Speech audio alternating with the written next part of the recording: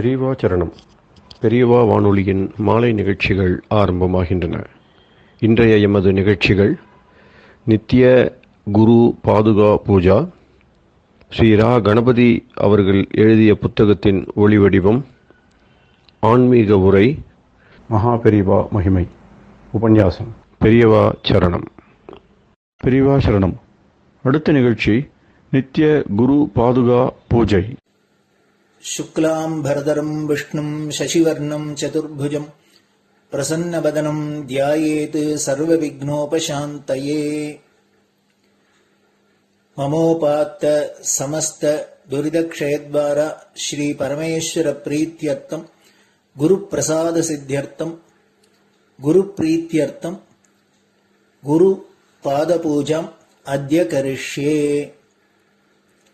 गुरुर्ब्रह्मा गुरुर्विष्णुर्गुरुर्देवो महेश्वरः गुरुः साक्षात् परब्रह्म तस्मै श्रीगुरवे नमः।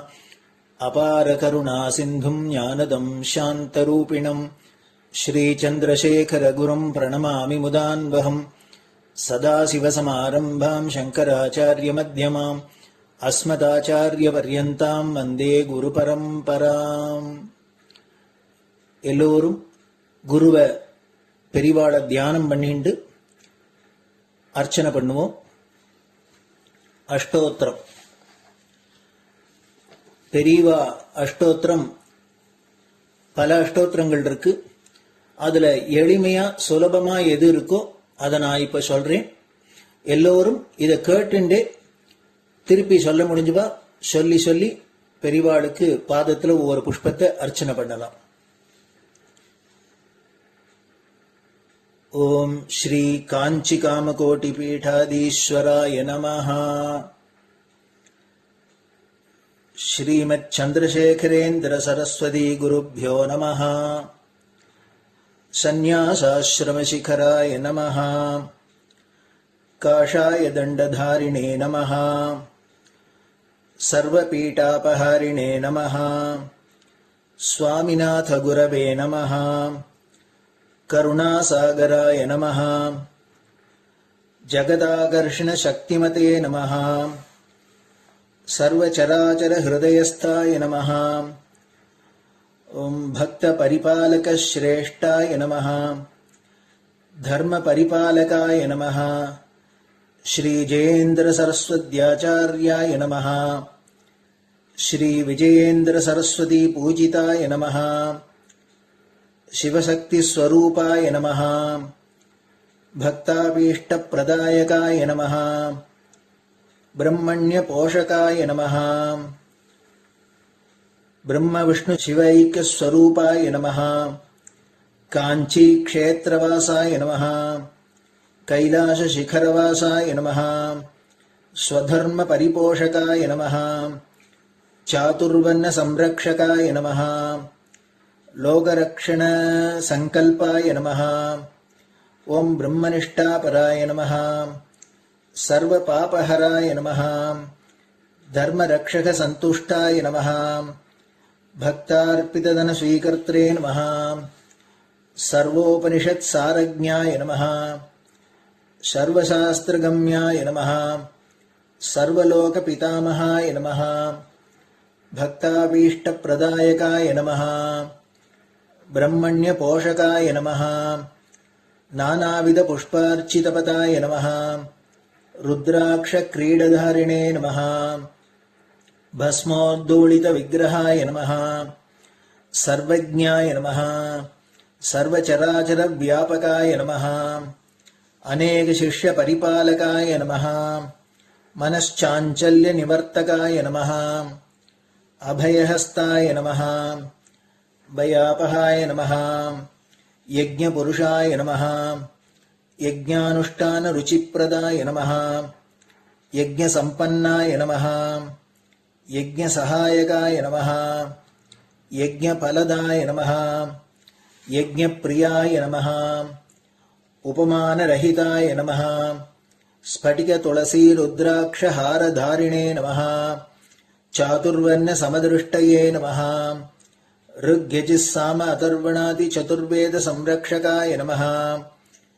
दक्षिणामूर्तिस्वरूपाय नमः जाग्रत् स्वप्न सुषुप्ति अवस्थातीताय नमः कोटिसूर्यतुल्यतेजोमय शरीराय नमः साधुसङ्गसंरक्षकाय नमः अश्वगज गोपूजा निर्वर्तकाय नमः गुरुपादुकपूजातुरन्तराय नमः कनकाभिषिक्ताय नमः स्वर्णबिल्वदलपूजिताय नमः सर्वजीवमोक्षदाय नमः मूकवाक्ताननिपुणाय नमः नेत्रदीक्षादानाय नमः द्वादशलिङ्गस्थापकाय नमः गानरसप्रियाय नमः ब्रह्मज्ञानोपदेशकाय नमः सकलकलासिद्धिताय नमः चातुर्वर्ण्यपूजिताय नमः अनेकभाषासम्भाषण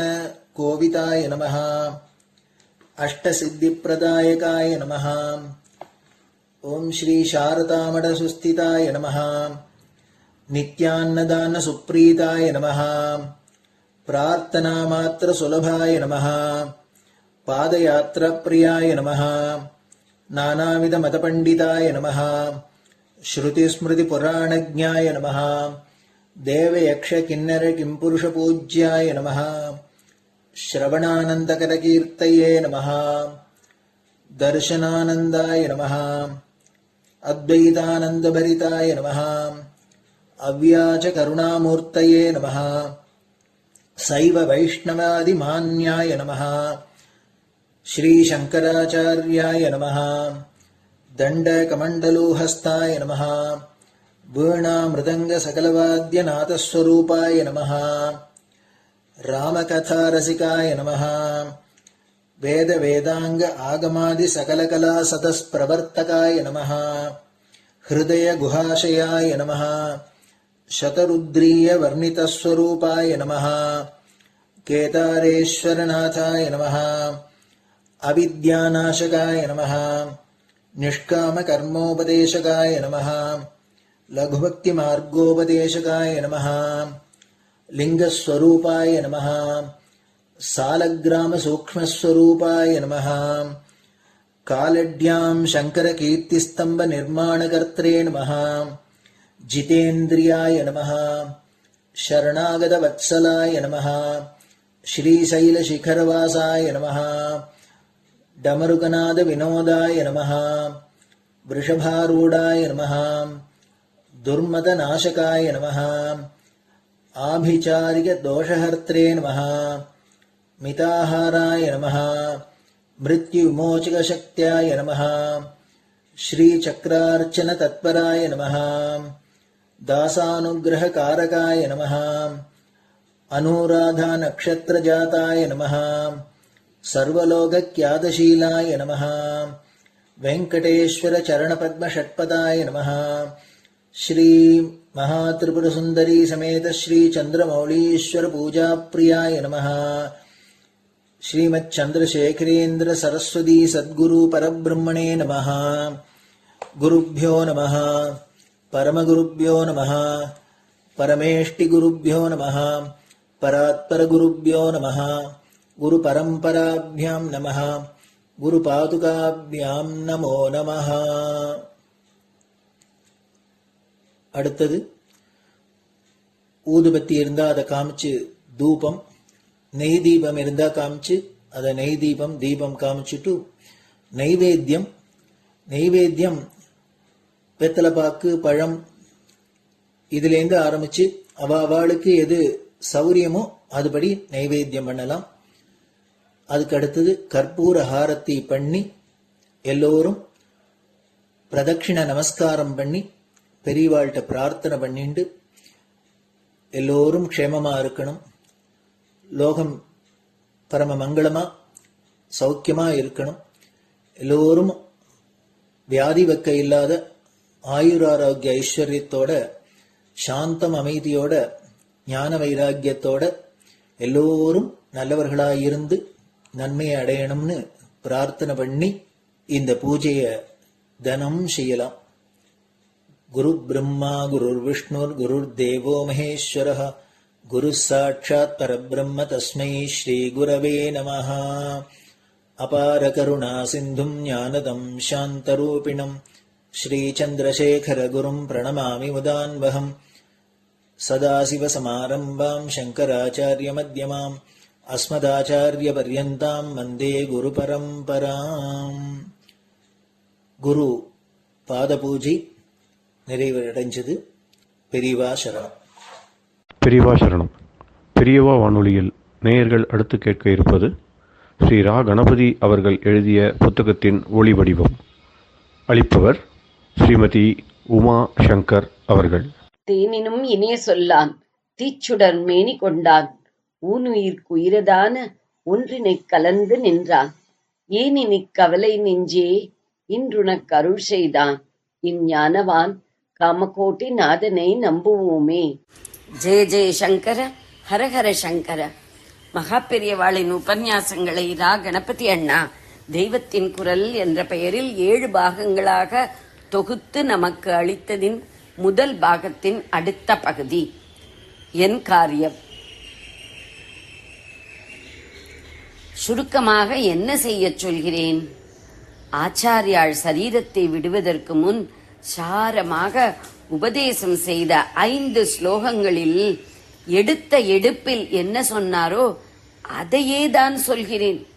வேதோ நித்யம் அதீயதாம், இதையே மொழிபெயர்த்த மாதிரி ஔவையாரும் உபதேசத்தை ஆரம்பிக்கும் போதே ஓதாமல் ஒரு நாளும் இருக்க வேண்டாம் என்கிறாள்.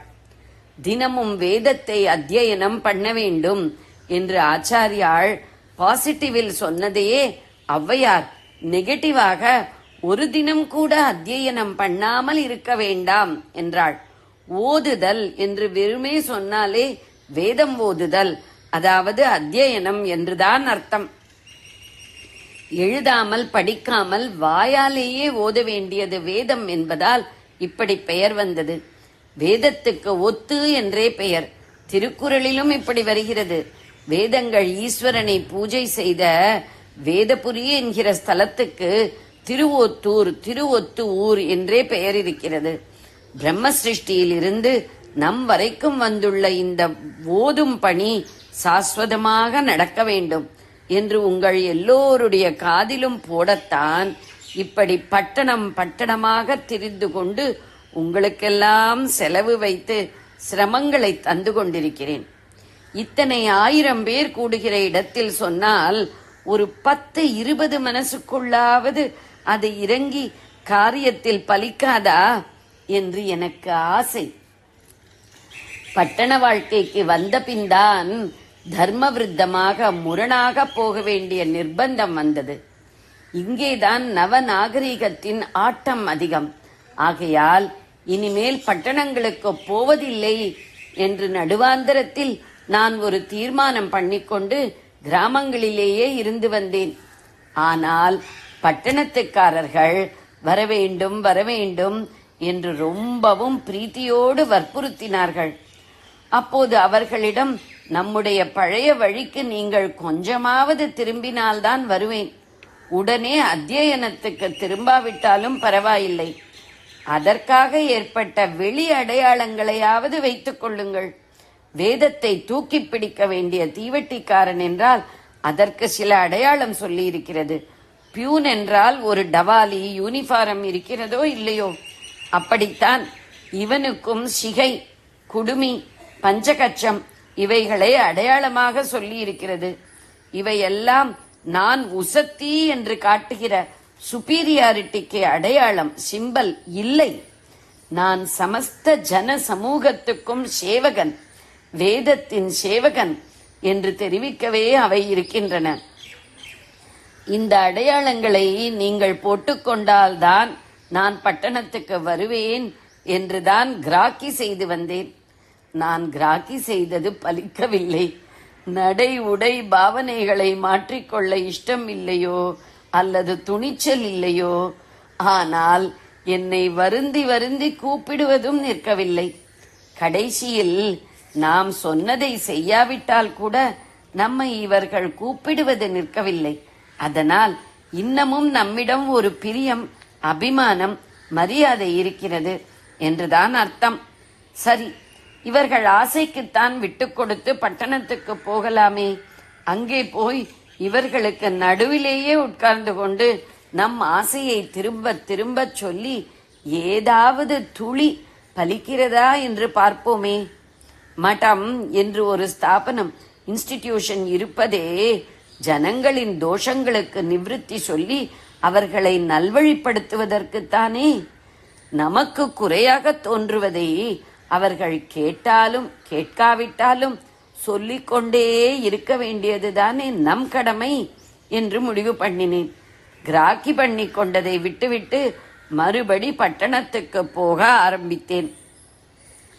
ஜனங்கள் ரொம்ப சந்தோஷத்துடன் எனக்கு உபச்சாரம் பண்ணி பேட்டைக்கு பேட்டை, கொட்டகை, வீதி பவனி எல்லாம் செய்கிற போது அவர்கள் மனசை புண்படுத்துகிற மாதிரி தோஷங்களை சொல்லலாமா? அவரவருக்கும் வாழ்க்கையில் எத்தனையோ சிரமங்கள். இப்போது லோகம் முழுக்க இருக்கிற தத்தளிப்பில் ஒவ்வொருவருக்கும் உள்ள கஷ்டங்களுக்கு எல்லையே இல்லை.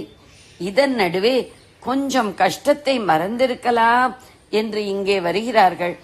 அவர்களிடம் இது தப்பு அது தப்பு என்று சொல்லி மனசை புண்படுத்தலாமா? அல்லது ஏதோ வந்தவர்களெல்லாம் சந்தோஷப்படுகிற மாதிரியே பேச்சு கச்சேரி செய்துவிட்டு போய்விடலாமா? அவர்கள் வாழ்க்கைக்கு, சமூக க்ஷேமத்துக்கு நல்லதாக எதையும் சொல்லாமல் தற்காலிக சந்தோஷமாக கச்சேரி செய்வதென்றால் அதற்கென்றே சங்கீதக்காரர்கள் இருக்கிறார்கள். ஆகையால் என்னை பேச்சு கச்சேரிக்கு கூப்பிட வேண்டாம். நான் பணத்துக்கு கச்சேரி செய்கிறேன் என்றால் அப்போதைக்கு சந்தோஷப்படுத்தி விட்டுத்தான் போக வேண்டும். ஆனால் பணம் வாங்க நான் வரவில்லை. மடத்துக்கு இவ்வளவு பணம் தேவையில்லை. அதிகமாக பணம் வந்தால் இன்னும் அதிகமான சந்தர்ப்பணை, சதஸ் என்று நடத்தி உடனே செலவாகித்தான் போகிறது. எனவே இவ்வளவு பணம் இல்லாமலே கிராமங்களில் சுற்றி கொண்டு மடத்தை நடத்திவிடலாம். ஆனால் ஜனசமூகம் முழுவதற்கும் நல்லதை எடுத்துச் சொல்ல பிரயத்தனம் செய்ய வேண்டும். மடத்தின் குறிக்கோள், பர்பஸ் இதுதானே. இப்படியெல்லாம் யோசித்து கடைசியில் கேட்பவர்கள் காரியத்தில் செய்தாலும் சரி செய்யாவிட்டாலும் சரி அது அவர்கள் விஷயம். அவர்களுக்கு பிடித்தாலும் சரி பிடிக்காவிட்டாலும் சரி நம் கடமை. அப்பா, இதுகள் ஆத்மஸ்ரேயசுக்கும் லோகக்ஷேமத்துக்கும் நல்லது. நீ இவற்றை செய்ய உன்னாலான பிரயத்தனங்களை பண்ணிப்பாரப்பா என்று சொல்வதுதான். இவ்விஷயத்தை திரும்ப திரும்ப காதில் போடுவதுதான் நம் டியூட்டி, கடமை என்ற முடிவுக்கு வந்தேன். இப்படி வெறும் வாய் வார்த்தையாக சொல்வதற்கு மேல் நான் ஒன்றும் தண்டித்து சிக்ஷை பண்ண முடியாது. எல்லாம் ஒன்றாகிவிட வேண்டும் என்கிற கட்சிகளில் கூட ஒழுக்க குறைவுக்கு நடவடிக்கை, டிசிப்ளினரி ஆக்ஷன் என்று எடுத்து சிலரை தீண்டாதார் மாதிரி வெளியே தள்ளிவிடுகிறார்களே, எக்ஸ்பெல் பண்ணுகிறார்களே, அம்மாதிரி பிரஷ்டம் எக்ஸ்கம்யூனிகேட் பண்ண எனக்கு அதிகாரம் இல்லை. அத்தனை அதிகாரம் ரைட் நான் கேட்கவும் இல்லை. உங்கள் காதில் போடுவதுதான் என்னால் முடிந்தது. நான் கேட்கிற ரைட் அதுதான். என்னால் முடிந்ததை செய்யாமல் இருக்கக்கூடாது என்றே இங்கு வந்திருக்கிறேன். எங்கேயோ யாரோ ஒருத்தர் நான் சொல்வதை எடுத்துக்கொண்டு ஆரம்பித்து விட்டால் போதும். அதுவே துளி துளியாக வளர்ந்துவிடும். கொஞ்சம் கூட நியாயமில்லாத இயக்கங்கள் எல்லாம் 10 பேர் கூப்பாட்டில் ஆரம்பித்து மகா பெரிசாக வளர்ந்து விடவில்லையா? நல்லதற்கு இப்படி 10 பேர் சேர்ந்தால் போதும். அப்படிப்பட்டவர்கள் கிடைப்பார்கள் என்று நம்பிக்கொண்டுதான் நானும் விடாமல் சொல்கிறேன். உங்களிடமெல்லாம் நான் ரொம்பவும் அதிருப்திப்படுவதாக நினைத்து துக்கப்பட வேண்டாம். நவீன வாழ்க்கை முறையின் சிக்கல், கோளாறு எனக்கு தெரியாமல் இல்லை. அதிலே மாட்டிக்கொண்டால் விடுபடுவதில் உள்ள சிரமம் தெரிகிறது. இத்தனைக்கும் நடுவில் அங்காங்கே கும்பாபிஷேகம், பஜனை, பிரவச்சனம் என்று நீங்கள் நிறைய ஏற்பாடு செய்வதை பார்த்தால் இவை நாளுக்கு நாள் அதிகமாகிக் கொண்டிருப்பதை பார்த்தால் சந்தோஷமாகவே இருக்கிறது. இவற்றை பார்த்தே இவை எல்லாவற்றுக்கும் எது ஜீவாதாரமோ உயிர் நிலையோ அந்த வேதரட்சண தர்மத்தை எடுத்துச் சொல்லலாம் என்று எனக்கே ஒரு நம்பிக்கை தெம்பு வந்திருப்பதால் தான் இதையெல்லாம் உங்களுக்கு சொல்கிறேன். சாஸ்திர விரோதமான தப்புகளுக்கு இப்போது நிறைய இடமிருந்தாலும் வருங்காலம் என்ன ஆகுமோ என்ற விசாரத்துக்கு நிறைய இடமிருந்தாலும் க்ஷேமத்துக்கான அறிகுறிகளையும் அங்கங்கே பார்க்கிறேன். எல்லாம் போய்விட்டது, பாக்கி இருப்பதும் போய்விடும் என்று அழாமல் வளர்ந்து வருகிற இந்த நல்ல அம்சங்களை மேலும் விருத்தி செய்து வளர்க்க வேண்டியதையும் எடுத்துச் சொல்லி வருவதுதான் முறை. அப்படி செய்தால் தப்பு வழியில் போகிறவர்களுக்கும் நாளடைவில் க்ஷேம வழியில் புத்தி வரும். இந்த நம்பிக்கையோடு பழைய வழிமுறைகளை காதில் போடுகிறேன். பழையது என்பதற்காகவே அதுதான் உயர்த்தி என்று சொல்லவே இல்லை. ஆனால் பழையது என்பதாலேயே அது உதவாதது என்று ஒதுக்கிவிடவும் கூடாது. புதிசு பழசு என்பதால் ஒன்று வேண்டும் வேண்டாம் என்பதே இல்லை. அதன் பிரயோஜனம் என்ன என்பதை பரீட்சித்து பார்த்தே எடுத்துக்கொள்ள வேண்டும், அல்லது தள்ள வேண்டும். அல்லது இருக்கிற புதிசையும் எடுத்துக்கொள்வோம், தப்பாக இருக்கிற பழசை தள்ளுவோம். அப்படியே புதிசில் இருக்கிற கெட்டதுகளை தள்ளுவோம், பழசில் இருக்கும் நல்லதுகளை எடுத்துக்கொள்வோம். காளிதாசன் கூட இப்படித்தான் சொல்கிறான். ஆசையாக கூப்பிட்டு எனக்கு உபச்சாரம் செய்கிற உங்களிடம் முதலில் உங்களுடைய புது வழிகளில் இத்தனை கெடுதல் இருக்கிறது என்று சொல்ல எனக்கே மனசு வரவில்லைதான். மற்ற விஷயங்களை பற்றி உபன்யாசம் செய்தேன். பக்தி, ஞானம், கலாச்சாரம், ஊர்க்கதை எல்லாம் சொன்னேன். அதெல்லாம் நல்ல விஷயங்கள்தான். ஆனாலும் அவையெல்லாம் கிளை, பூ, பழம் மாதிரி என்றால் அவற்றுக்கெல்லாம் ஆதாரமாக ஒரு வேர் இருக்கிறது. அந்த வேர் வேதம்தான். வேறான வேத ரட்சணம் இல்லாமல் வேறு எதுவுமே இல்லை. இதை விட்டுவிட்டு மற்றதை சொல்லி பயனில்லை. இந்த மூல கைங்கரியத்தை சொல்வதென்றால் குறைகளை சொல்லத்தான் வேண்டும்.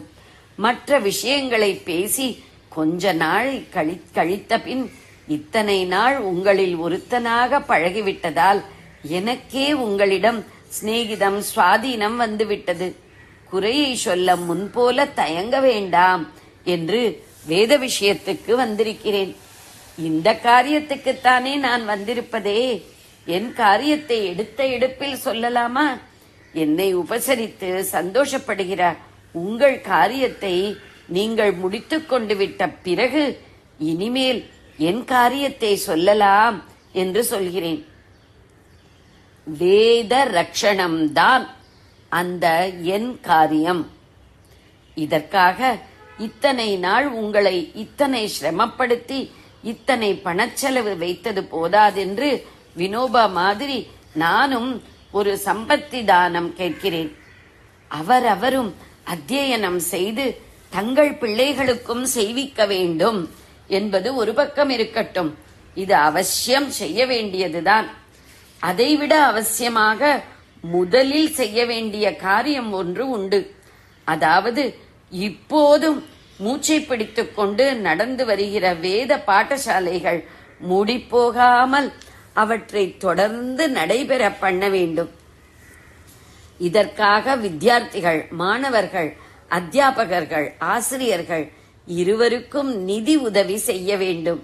இன்னும் பல பாடசாலைகளை வைத்து வேத மூலத்தை சொல்லிக் கொடுப்பது, அப்புறம் அதன் அர்த்தத்தை, வேத பாஷ்யத்தை சொல்லிக் கொடுப்பது, இவற்றில் பரீட்சை வைப்பது ஆகிய காரியங்களை செய்ய வேண்டும்.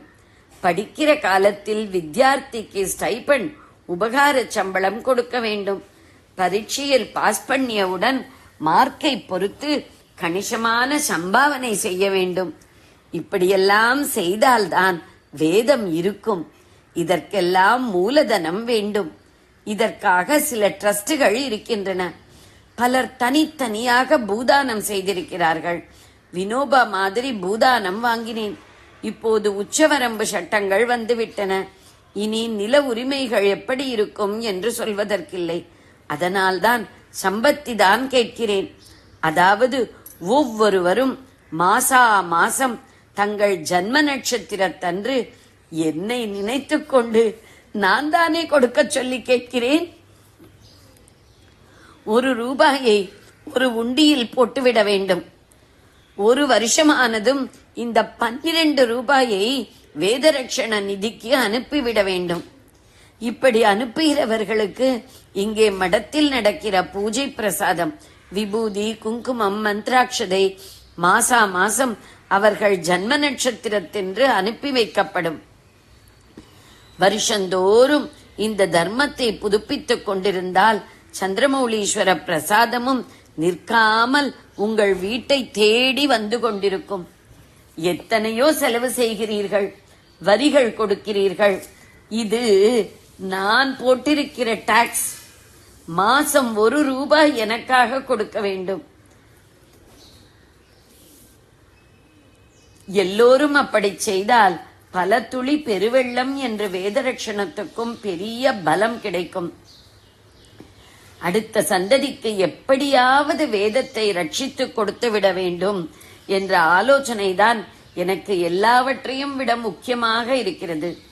வேதம் ஏன் இருக்க வேண்டும் என்றால், முதலில் அந்த மந்திர சப்தம், அதிலுள்ள யஜ்ஞாதி கர்மாக்கள் லோகத்தில் இருந்து கொண்டு இருந்தாலே சகலருக்கும் பெரிய க்ஷேமம். இதனால் மழை, தனதானிய சுபிக்ஷம் உண்டாவதோடு ஜனங்களின் எண்ணங்களும் உத்தமமானதாக ஆகும். இரண்டாவதாக, உலகம் முழுவதற்குமான ஒரு மதமாக வைதிகமே இருந்திருக்கிறது என்பது சகல தேசத்தவருக்கும் தெரிந்து, இதனாலேயே ஒரு ஒற்றுமை, சாந்தி ஏற்பட வேண்டுமானால் நம் தேசத்தில் வேதத்துக்கு என்றே வாழ்க்கையை அர்ப்பணித்த ஒரு கூட்டம் இருந்து கொண்டே இருக்க வேண்டும். இப்படியாக இன்றைக்கும் என்றைக்கும் நம் தேசத்துக்கு மட்டுமின்றி லோகம் முழுவதற்கும் சுபிட்சத்தையும் ஆத்ம சாந்தியையும் உண்டாக்குவதற்காகத்தான் வேத ரட்சணத்தை அதிமுக்கியமாக சொல்லி வருகிறேன். வேதம் படிக்காமல் அடுத்த தலைமுறையில் ஒரு பிராமணன் கூட இருக்கக்கூடாது. அதட்டி மற்றவர்களை அதிகாரம் செய்வதற்காக பிராமணன் இருக்க வேண்டும் என்று சொல்லவே இல்லை. நம் தேசம் மட்டுமல்லாமல் உலகம் முழுவதும் ஒன்றாயிருப்பதற்காக இவனிடம் வந்திருக்கிற ஆதி மூலமான தர்மத்தை இவன் காப்பாற்றிக் கொடுக்க வேண்டும் என்றே சொல்கிறேன்.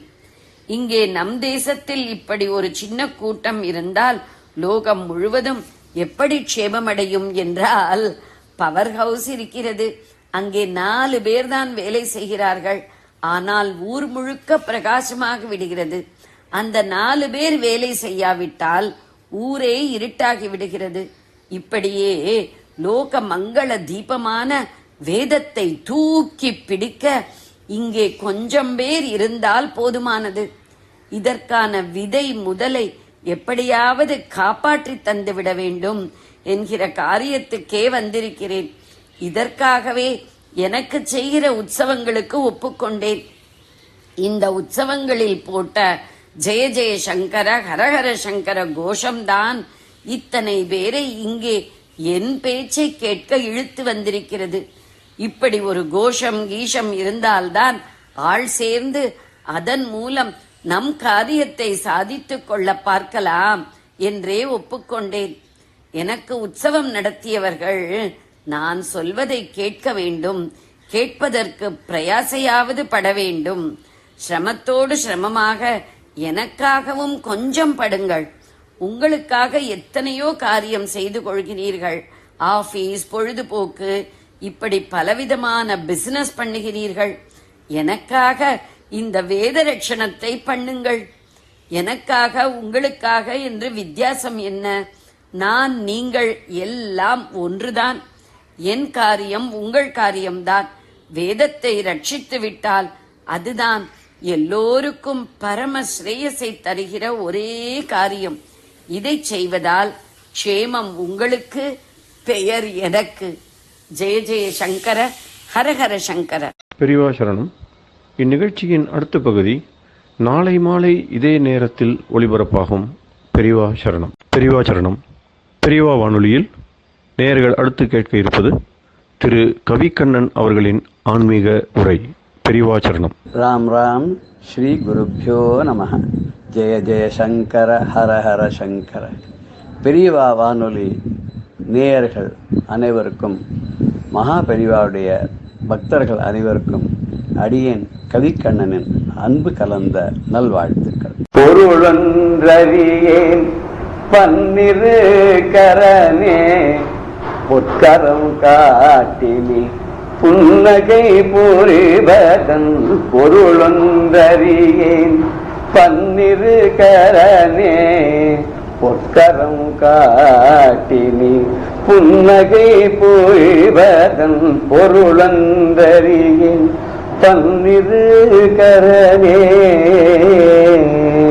பன்னிரு கரனேன்னா 12 கை இருக்குன்னு, 6 புஜங்கள், 6 12 விஷத் புஜன், 6 12 புஜங்கள். அவன் தன்னோட கையை காட்டானான். பொற்கரம் ஒன்று அடிகாட்டு புவிதனிலே கலிதீர்க்க நற்கரம் ஒன்று அன்புடனே நலமெல்லாம் தரக்கண்ணு. ஒரு கை கீழே காமிக்கிறது, காமிச்சு இந்த பாதத்தை வந்து விழுந்துட்டேன்னா உனக்கு நல்ல கதி தரேன்னு சொல்றான்.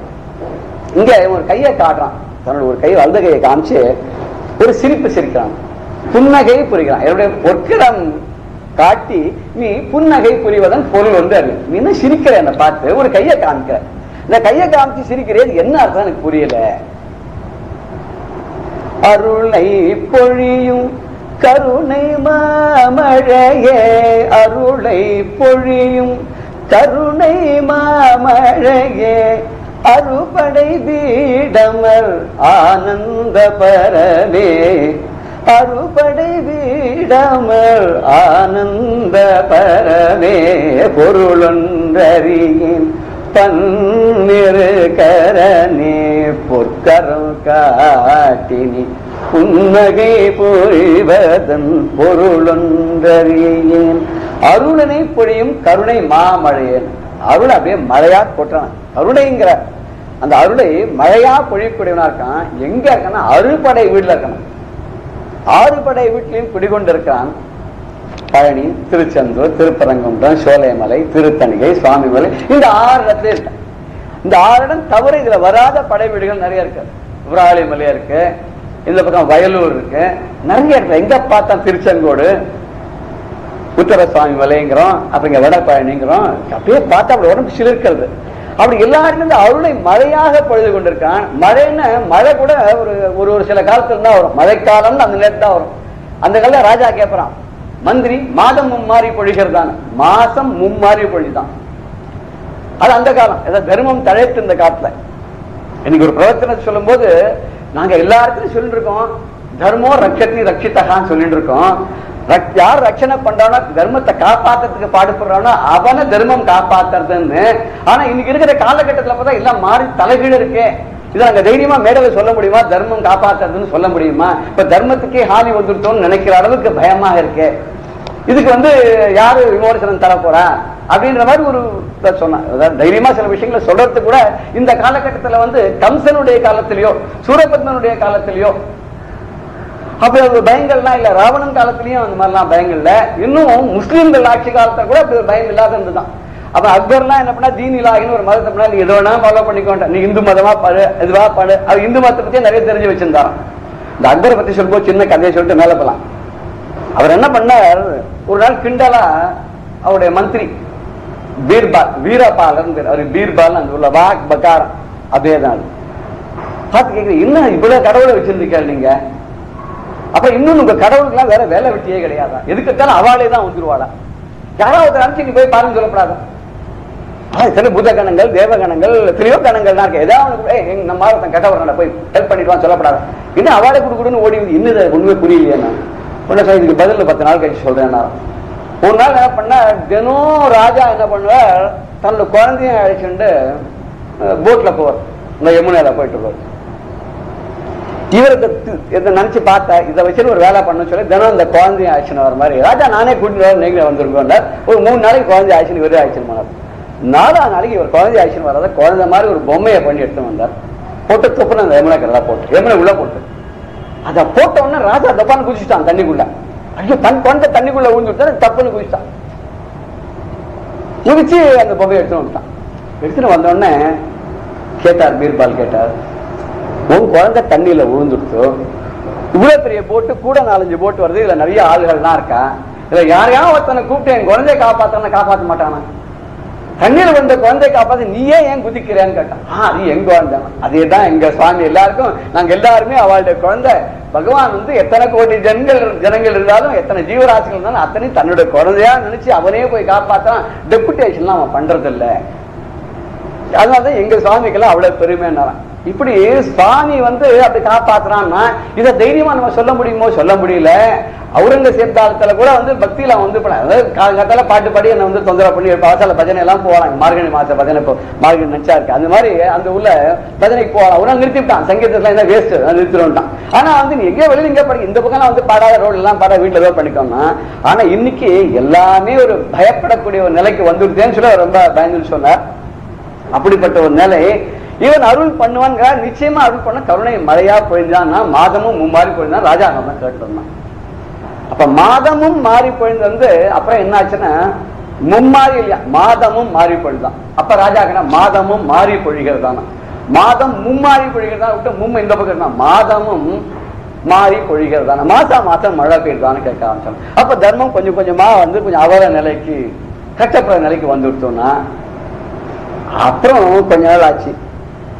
ஒரு 20ஆம் நூற்றாண்டுல வச்சுப்போமே. அப்ப ராஜாலாம் கேட்டனா மாதமும் மாறி பொழிகிறதான். இந்த ஐப்பசி காலத்துக்கு அடமடன்னு சொல்லுவா. அட்லீஸ்ட் அந்த மாதிரி வேற ஏதாவது மாசம் மாதம் மாறி பொழிகிறதா, மாசத்தை மாறியாவது எங்கேயாவது ஒரு தை மாசிலையாவது கொஞ்சம் மழை பெய்யுதான்னு கேட்டானா. மாசம் 3 தடவை பெஞ்சது போக, மாசம் 1 தடவை பெஞ்சது போக, ஒரு மாசம் எப்போ ஏதாவது பெய்யுதான்னு கேட்கிற அளவுக்கு அந்த மாதிரி ஆயிடுத்து, அந்த மாதிரி ஆயிடுத்து, அந்த மாதிரி ஆயிடுச்சுன்னு சொல்ல முடியும். அப்படி ஆயிடுச்சுன்னா இவன் கருணை மழை எப்பொழுதுமே இவனுக்கு மாசம் 3 தடவை, நாளுக்கு 3 தடவை கிடையாது. எப்ப கேட்டாலும் கருணை மழை அப்படியே கொடுத்துட்டே இருக்கான், அள்ளி கொடுத்துருக்கான். அவனை பார்த்து நீ கை காட்டி சிரிக்கிறியப்பா, என்ன அர்த்தம் புரியலையே. உடனே இவரை என்ன பண்ணார், அவன் சொல்ல மாட்டேங்க, கண்ணம் ஒரு மாதிரி புன்சிரிப்பா சிரிக்கிறான், நம்மகிட்ட சிரிப்பா. சரி நாமளே ஒரு 4 பாயிண்ட சொல்லுவோமே, இதுதானான்னு கேட்போமே. இல்ல சில பேர் பசங்களை வாத்தியார் கேள்வி கேட்கும் என்ன பண்றாரு, பதில சொல்லுவோம். தப்பா இருந்தா கூட பரவாயில்ல, நீ சொல்லு, நான் கரெக்ட் பண்றேன், நீ முயற்சி பண்ணுங்க. அது மாதிரி இவரே முயற்சி பண்றார். நிலையிலா வாழ்வில் மயங்காதென்றும் நீயனை பணிந்தால் துயரிலை என்றோ, நிலையிலா வாழ்வில் மயங்காதென்றும் நீயனை பணிந்தால் துயரிலை என்றோ. இந்த நிலை இல்லாத வாழ்வு எல்லாமே அனிச்சயமா இருக்கு. நேற்றுக்கிறது இன்னைக்கு இல்ல, இன்னைக்கு இருக்கிறது நாளைக்கு இல்ல. எதெல்லாம் சாஸ்வதம் சொல்லாது, எதுவுமே சாஸ்வதமா இல்லை. எது உண்மையான சாஸ்வதமோ அதை நம்ம புரிஞ்சுக்காத விட்டுட்டு நிக்கிறோம். இப்படிப்பட்ட வாழ்வை நீ மயங்கி நிற்காமல், தேங்கி மயங்கி உழலாமல் என்ன பண்ணுவேன், நீ என்ன பணிந்து கொண்டிருக்கணும். நான் தான் நிலைன்னு வச்சு என்னுடைய பாத கமலங்களை சரணம்னு வந்துட்டேன்னு சொன்னா அப்ப உனக்கு கஷ்டம் இல்லை, துயரம் இல்லை அப்படின்னு கை காமிக்கிறியா? ரெண்டாவது, உலகினில் தினமும் இடப்படும் மாந்தர் உலர் பலர் அதனால் பொறுத்திடு என்றோ. உலகினில் தினமும் இடர்படும் மாந்தர் உலர் பலர் அதனால் பொறுத்திரு. என்ன நீ மட்டும் தான் கஷ்டப்படுறியா லோகத்துல? அவன் சொல்லுங்க, ஈஸ்வரா எவ்வளவு துன்பப்படுறேன், எவ்வளவு கஷ்டப்படுறேன், பார்க்கவே மாட்டியா, கண் திறந்து பார்க்க மாட்டியா, எத்தனை நாளைக்கு நான் இப்படி கஷ்டப்பட்டுட்டே இருக்கேன் இல்லையா? பகவானே நான் உனக்கு என்ன பண்ணல, நான் பூஜை பண்ணினேன், அதை பண்ணினேன், இதை பண்ணினேன், பட்டிவர்த்தனை சாத்தினேன், அந்த கோயிலுக்கு செஞ்சினேன், இந்த கோயிலுக்கு அபிஷேகம் பண்ணினேன், நீ என்ன கண்ணெடுத்து பார்க்க மாட்டேங்கிறேன், எனக்கு நீ கருணையே பண்ண மாட்டேங்கிறேன்னு சொல்லுங்க. அவன் சொல்றான் பதில், உலகத்துல உன்ன மாதிரி கஷ்டப்படுற ஜனங்கள்லாம் நிறைய பேர் இருக்காப்பா. நீ ஆடவ பிரயாட்டில் வரும்போது லிஸ்ட்ல நீ எங்கேயோ ஒரு இடத்துல இருக்க, ஒன்று சான்ஸ் வரணும் இல்லையோ, அது வரைக்கும் நீ கியூல தான் இருக்க. உலர் பலர் அதனால் பொறுத்து கைகாங்க பொறுத்து சேத்தாய் பொறுத்து ஒரு டேர்ன் வரும்போது கண்டிப்பா அவனை கவனிக்கிறான்.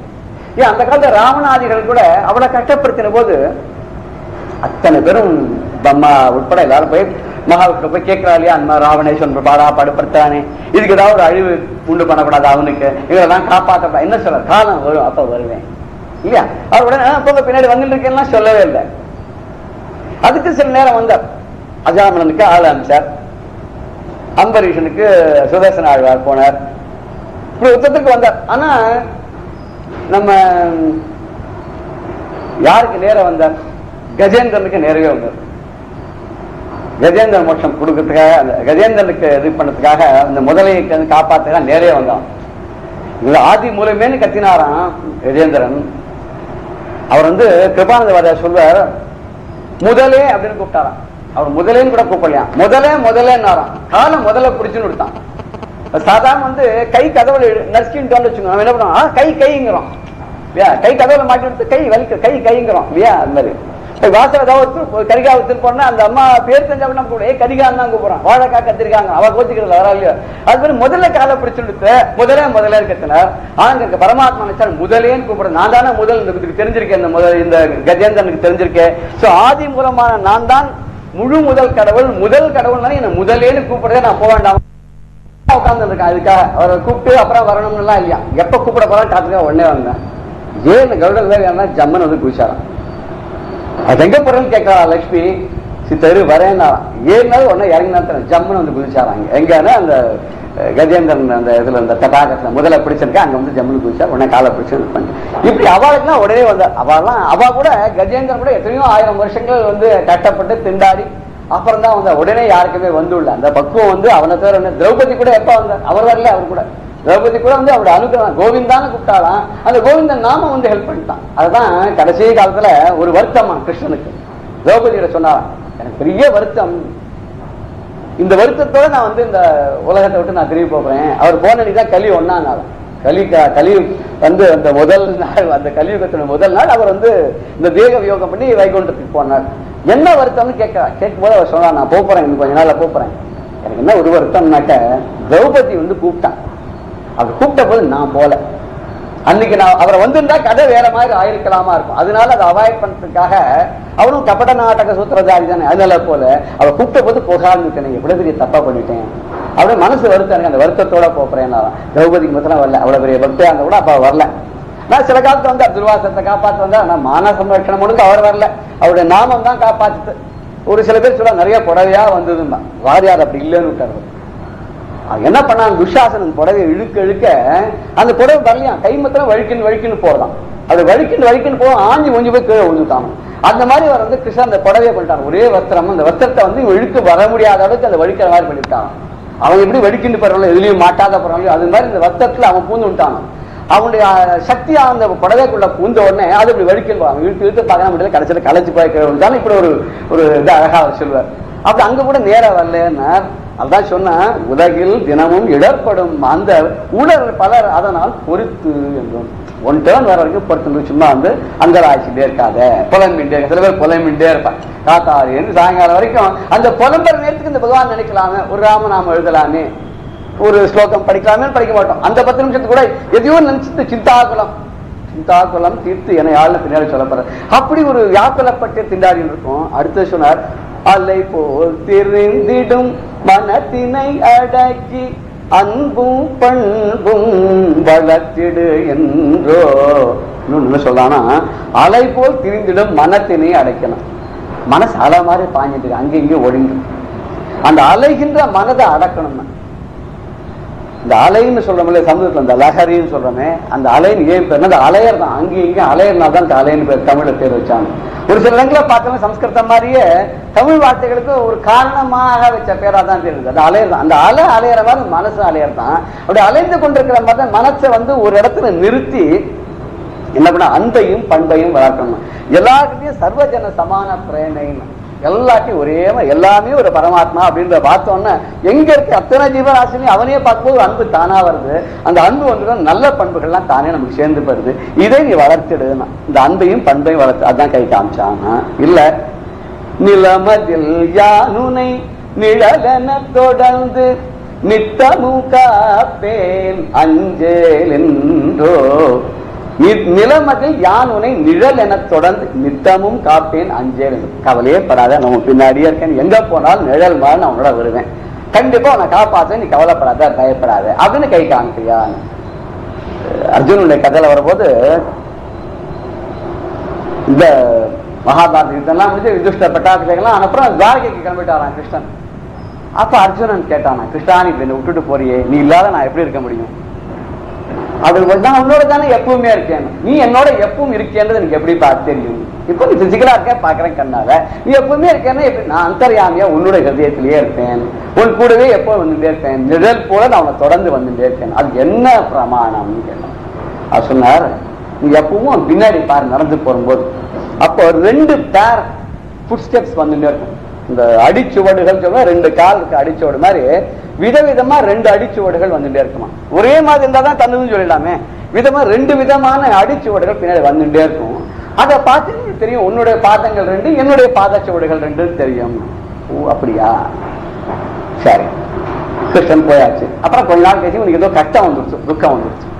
கிருஷ்ணா கிருஷ்ணான்னா ஒண்ணு கிருஷ்ணன் வர மாதிரி இல்லை. சரி, ஏதோ சொன்னா காலம் முடிஞ்சு போச்சு. அவன் வந்த வேலை என்னன்னா பூலோகத்துடைய பாரத்தை குறைக்கணும்னு யுத்தம் முடிஞ்சுட்டு அவன் காரியம் எடுத்து போயிட்டான். மனுஷ சொரூபத்துல வந்ததுனால மனுஷா மாதிரியே ஒண்ணு இருக்காம போல் இருக்கு அப்படின்னு மனசா தேய்ச்சிருந்தா, கிருஷ்ணன் வரமாட்டான், அவன் இல்லை அவன் வரமாட்டான், அவனை கூப்பிடாதேன்னு அது மாதிரி கூப்பிடல அப்படின்னா, சரி எதுக்கு பின்னாடி திரும்பி பார்க்கலாம்னு பார்த்தா ஒரே ஒரு பேரா ஃபுட் ஸ்டெப்ஸ் தான். நம்ம நினைச்சிருந்தா சரியா போச்சு, இவன் தெய்வம் மனுஷ ரூபேன மனுஷனா வந்தாலும் மனுஷ குணம்லாம் இவனுக்கு வந்துடுச்சு, இவனை நம்பி இனிமே பிரயோஜனம் நாமளே ஒரு மாதிரி சமாளிச்சுட்டு இந்த ப்ராப்ளத்துல இருந்து இக்கட்டுல இருந்து நம்ம வெளியில வர வேண்டியதான் ஒரு மாதிரியா சமாளிச்சு வெளியில வந்துட்டான். ஒரு 6 மாசம் கழிச்சு கிருஷ்ணனோட சந்திப்பு ஏற்பட்டது. சந்திப்பு ஏற்பட்ட போது அர்ஜுன் கேட்டான், கிருஷ்ணா பத்தியா நீ ஏமாச்சுட்டிய, உன்னை நம்பினேன், நீ என்ன ஏமாச்சுட்டியன்னு சொன்னாரான். ஏண்டா அவனுக்கு யுத்த காலத்துல அவ்வளவு கஷ்டப்பட்டு 18 அத்தியாயம் கீதையை சொல்லி எல்லாம் நான் தான் நான் காப்பாத்திருக்கேன் அத்தனை சொல்லி மறுபடியும் திருப்பி பழைய பஞ்சாங்கமா நீ திருப்பி போயிட்டு இருக்கே. இல்ல நான் போன 6 மாசம் ரொம்ப கஷ்டப்பட்டேன், உன்னுடைய வாக்கை நான் ரொம்ப நம்பிட்டு இருந்தேன், நீ சொன்ன மாதிரி திருப்பி கூட பார்த்தேன், ஆனா 4 அடிச்சோடு தெரியுதுவா, 2 அடிச்சோடு தான் தெரியும். இல்ல என்ன தெரியுது, நீ என்ன மறந்துவிட்ட, ஏதோ வேற வேலை அத்தியாவசியமான வேலை ஒன்று வந்துருச்சு, என்ன விட்டுட்டேன். கிருஷ்ணன் சொன்னானா, இப்பவும் திரும்பி பாருங்க உன் பின்னாடி 2 அடிச்சோடு தான் வருது. திரும்பி பார்த்தா ஆமா 2 அடிச்சோடு தான் தெரியுது. கிருஷ்ணன் சொன்னானா, பைத்தியக்காரா, அந்த 2 அடிச்சோட என்னோடதான், என்னுடைய பாதச்சுவடுகள் தான் பின்னாடி வந்துட்டு இருக்கு. உன்னுடைய பாதச்சுவடுகள் ஏன் இல்லைன்னா நான் உன்னை தூக்கி என் தோல் மேல வச்சுட்டு இருக்கேன், நீ பூமி மேல நடக்கத்தான் நினைச்சிட்டு இருக்கேன், அது தப்பு, இனி என் தோல் மேல உட்கார்ந்து இருக்க, நடந்து போறது நான் தான்டா, நீ பாரு அப்படின்னு சொல்லிட்டு பின்னாடி போய் பார்த்தா அந்த திருவடி சுவட்ல சங்க சக்கரம் தெரிஞ்சுதான், ரேகைகள் தெரிஞ்சுதான். உடனே சாட்டாங்கமா காலில் விழுந்தானோ. அப்படி நிழலாக தொடர்ந்து காப்பாற்றுவான். அப்படி காப்பாற்றக்கூடிய பரம்பொருள நிலமதில் யானுனை நிழலென தொடர்ந்து நித்தமும் காப்பேன் அஞ்சேல் என்றோனும். நீ கவலையே படாத, பயப்படாத, என்னன்னைக்கும் நான் உன்னை காப்பாற்றிக் கொண்டிருக்கிறேன். நிழல் எப்படி உன்னை விடாத கூட வருதோ, வள்ளுவர் சொன்னார், நம்ம பண்ண கெடுதல்கள்லாம் நம்ம அழிக்கிறதுக்காக வருதுன்னு. இங்க இல்ல, அதை மீன பகவானை நம்பிட்டோன்னா அப்படி வரக்கூடிய நிழலாவே பகவான் ஆயிடுறான். நம்ம நிழல் அவன் உள்ளுக்குள்ள அந்தர்யாமியா இருக்கும்போது விழற நிழல்லையும் இருக்க மாட்டானோ, நம்ம உடம்புக்குள்ள இருக்கிற மாதிரி, நம்ம மனசுல இருக்கிற மாதிரி, நம்ம புத்தியில இருக்கிற மாதிரி நம்மளோட நிழல்லையும் அவன் வந்து விடுறான். அவன் பின்னாடியே வரான்டா சொல்லும் போது இப்படி இந்த பாட்டுல பொருளொன்று அறியன் பண்ணிருக்காருன்னு இத்தனை பொருள் எனக்கு மனசுல தோன்றுக்கு, இல்ல எது உண்மையானது, எதுக்காக நீ இப்படி கை காய்ச்சி சிரிச்சேன்னு தெரியல. பெரியவா சரணம். இந்நிகழ்ச்சியின் அடுத்த பகுதி நாளை மாலை இதே நேரத்தில் ஒளிபரப்பாகும். பெரியவா சரணம். பெரியவா சரணம். அடுத்த நிகழ்ச்சி மகா பெரியவா மகிமை உபன்யாசம். வழங்குபவர் பிரம்மஸ்ரீ கணேச சர்மா அவர்கள். அபார கருணா சிந்தும் ஞானதம் சாந்தரூபிணம் ஸ்ரீ சந்திரசேகரகுரும் பிரணமாமி முதான்பகம். 1978 வருஷம் செப்டம்பர் மாதம் 27ஆம் தேதி கர்நாடகாவில் உள்ள ஷாண்டூருங்கிற இடத்துக்கு பெரியவா விஜயம் பண்ணினான். இந்த ஷாண்டூரில் தான் அந்த வருஷம் நவராத்திரி கொண்டாடினா அப்படிங்கிறத முன்னமே பார்த்தோம். கிட்டத்தட்ட ஒரு மாதம் போல் 23 நாள் ஷாண்டூரில் இருந்தா. இந்த ஷாண்டூர் ராஜா, ராணி, யுவராஜா, அவளோட ராணி எல்லாருமா சேர்ந்துன்னு ரொம்ப உபச்சாரம் பண்ணி பெரியவாளை ஷாண்டூருக்கு அழிச்சுன்னு போனா. அந்த ஊர் ஜனங்கள்லாமும் அவ்வளவு பிரியமாக இருந்தா பெரியவாள்கிட்ட. பெரியவாளுக்கு ரொம்ப சந்தோஷமா இருந்தது. அங்கே நாரியல்லா அப்படின்னு ஒரு ஓடை மாதிரி இருக்கும், அதில் தான் பெரியவா ஸ்நானம் பண்ணி, அந்த நாரியல்லாவில் ஸ்நானம் பண்ணி பெரியவா அனுஷ்டானம் பண்ணுறது பிரபலமாக எல்லா இடத்துலையும் நம்ம ஃபோட்டோ பார்க்குறோம். சாண்டூர் மகாராஜாவே ஒரு பெரிய ஃபோட்டோகிராஃபர், அவர் எடுத்தது தான் அந்த பெரியவா சாண்டூரில் இருக்கிறதே. அப்போ பக்கத்தில் குமாரசுவாமி மலை அப்படின்னு ஒரு மலை, அதில் முருகனுக்கு மலை இருக்கிற இடத்துலாம் குன்றிருக்கும் இடம்தோறும் குமரன் இருப்பான் அப்படின்லாம் நாம் சொல்கிறோம் தமிழ்நாட்டில். இது எல்லா இடத்துலையும் அப்படி தான் இருக்கு போல இருக்கு. கர்நாடகாலையும் இந்த குமாரசாமி மலை அப்படின்னே பேரு. குமாரசுவாமி அப்படின்னாலே சுவாமி குமரன் அப்படின்னாலே முருகன் தான் அப்படிங்கிறது உலக பிரசித்தம். அந்த குமாரசுவாமி மலையில முருகனுக்கு கோவில். அந்த முருகன் கோவில் பக்கத்திலேயே அம்பாள் பார்வதி சன்னதி, சிவன் சன்னதி ரெண்டும் இருக்கும். அந்த முருகனோட அழகு சொல்லி மாளாது, அந்த கோவிலோட அழகு சொல்லி மாளாது. அந்த முருகனோட விக்கிரகத்தோட அழகும் அந்த அம்பாளோட அழகும் அவ்வளவு சொல்லி மாளாது. அப்படி ஒரு கை வேலைப்பாடு நிறைஞ்ச ஒரு நிரம்பின ஆலயமா இருக்கும். அந்த அவ்வளவு லட்சணமா இருக்கும், அவ்வளவு சாநித்தியத்தோடு இருக்கும். அதுல இன்னொரு ஆச்சரியம், அந்த முருகன் கோவிலுக்குள்ள ஸ்திரீகள் எல்லாம் அலோவ் பண்ணாதே இருந்தா. காலங்காலமா பல நாளா லேடிஸ் அங்க உள்ளுக்குள்ள போக முடியாது. சபரிமலை கூட அப்படி ஒரு காலத்துல இருந்திருக்கு. அதே போலதான் இந்த குமாரசுவாமி மலையும் உள்ளுக்குள்ள லேடிஸ போகாத இருந்தா. ஏன்னா அவ்வளவு நைஷ்டிக பிரம்மச்சரியா இருந்திருக்காரு இந்த சுவாமி. அதுக்கப்புறம் காலப்போக்கில் இப்ப எல்லாரும் போறாப்புல தான் இருக்கு. மலை மேல ஏறி போகணும். ரொம்ப பாதி வழி ரொம்ப நிறைய படியெல்லாம் இருக்கும், ஏறி தான் போகணும். ரொம்ப சிரமப்பட்டு தான் ஏறுது. பெரியவாளோட அந்த கை ரிக்ஷாவை எடுத்துன்னு போக முடியாத போய், அப்புறம் அதுல இருந்த சாமான்லாம் எடுத்து தனியா வச்சுட்டு அதை தனியா எடுத்துன்னு போய், அப்புறம் ஆட்களை விட்டு இந்த ரிக்ஷாவெல்லாம் தூக்கிட்டு போக சொல்லி அப்படியெல்லாம் சிரமப்பட்டு தான் மலை மேல போச்சு. அங்க போற வழியில ஒரு சிவங்கோவில். அந்த சிவங்கோவில்ல பக்கத்துல ஒரு நந்தி மாதிரி இருக்கும். அந்த நந்தி வாயிலேருந்து தண்ணி வராப்புல இருக்கும். இப்படி ஆரம்பிச்சு அது பெரிய அருவி மாதிரி வரும். அந்த அருவியில கூட போனவாள்லாம் மாலை அமாவாசை நவராத்திரி சமயத்துல போனான்னு சொன்னேன். மாலை அமாவாசைக்கு அந்த அருவியில ஸ்நானம் பண்ணி வாத்திரப்பணம் பண்ணி ஆகாரம்லாம் பண்ணி இப்படி பண்ணிட்டு அதுக்கப்புறம் மேல போச்சு. அங்க நல்ல குளிர் இருந்தது. அந்த குமாரசுவாமி மலைக்கு இன்னொரு விசேஷம் என்ன அப்படின்னா, அங்க முருகனோட க்ஷேத்திரம் அப்படின்னும், அங்க ஒரு அதிசயமா மலை இருக்கு இல்லையா, மலையில பெரிய காடா இருக்கும், சுத்தீவிர ஒரே காடு. அந்த காட்டுல பார்த்தீங்கன்னா நிறைய சந்தன மரமா இருக்கும். ஆச்சரியம், இந்த பெரியவாளோட கைங்கரியம் பண்றவாள்லாம் அங்க இருக்கிறதே அடுப்புக்கு சமையல் பண்ணா அடுப்புக்கு விறகு வேணும்னு கேட்டா, அந்த பக்கத்துல இருக்க அந்த ஜனங்கள்லாம் இருக்காளே அவள்கிட்ட சொல்லி கேட்டா, நாங்க எடுத்துன்னு வரங்கிதான் சுத்தீவிர ஒரே மரமா இருக்கு, காடா இருக்கு, இதுல என்ன குறைச்சல், அதனால எடுத்துன்னு வரா அப்படின்னு எடுத்துன்னு வந்து பார்த்தா அடுப்புல வச்சா ஒரே கம்முன்னு சந்தன வாசனை. என்னன்னா சந்தன மரத்தை சந்தன மரம், அவளுக்கு சந்தன மரமா இருந்தானே இதுவா இருந்தானே காடு முழுக்கல மண்டி கிடக்கு, அடுப்பு இருக்கிறதுக்கு ஒரே சந்தன கட்டையா வந்தது. அப்படிலாம் இருந்து இந்த குமாரசுவாமி மரத்துல. அங்க இன்னொரு விசேஷம் என்ன அப்படின்னா, அதுல ஒரு மலை இருக்கு. அந்த மலையில பார்த்தா பெரிய பாறையா தோண்டி வச்சிருப்பா, பள்ளமா இருக்கும். அது பார்த்தா வெள்ளவிளையேன்னு இருக்கும். அது என்னன்னா விபூதி மலை. நீங்க கர்நாடகால எங்க போனாலுமே நம்பூர் மாதிரி இந்த பஸ்மா மாதிரி விபூதி இருக்காது. இப்படி பாறை மாதிரி கல்லு மாதிரி இருக்கும். அதுதான் கொண்டு வச்சிருப்பா.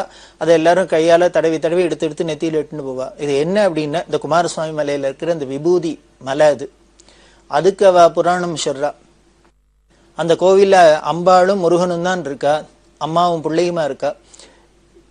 இந்த முருகனுக்கு பராசக்தியான அம்பாள் பால் கொடுத்தா, ஞான பால் கொடுத்தா. இந்த ஞான பால் கொடுத்தா குழந்தைகள்லாம் சில சமயம் கக்கும். அதாவது அதிகமாயிடுத்துனா அது வெளியில வந்துடும். இந்த கக்குறது அப்படின்னு சொல்லுவா இல்லையா, அது மாதிரி முருகன் இந்த தாயாரோட பாலை குடிச்சு அது கக்கினதான். அது கக்கினது அப்படி வெளியில விழுந்தது என்ன ஆயிடுத்துனர், ஒரு பெரிய மலையா ஆயிடுத்து, பாறையா ஆயிடுத்து. அது முருகனோட வாயிலேந்து வந்தது, அம்பாளோட ஞான பால். அதனால அது விபூதியா இருக்கு. அதனால அது விபூதி ஞானத்தை பிரதமானது அப்படிங்கிறதுனால விபூதி மலை. அப்படி அங்க வந்து எல்லாரும் பேத்து தோண்டி எடுத்துன்னு போவா. அப்படி ஒரு விபூதி மலை அந்த குமாரசுவாமி மலையில இருக்கு. இப்படி எல்லாம் பல அதிசயங்கள்.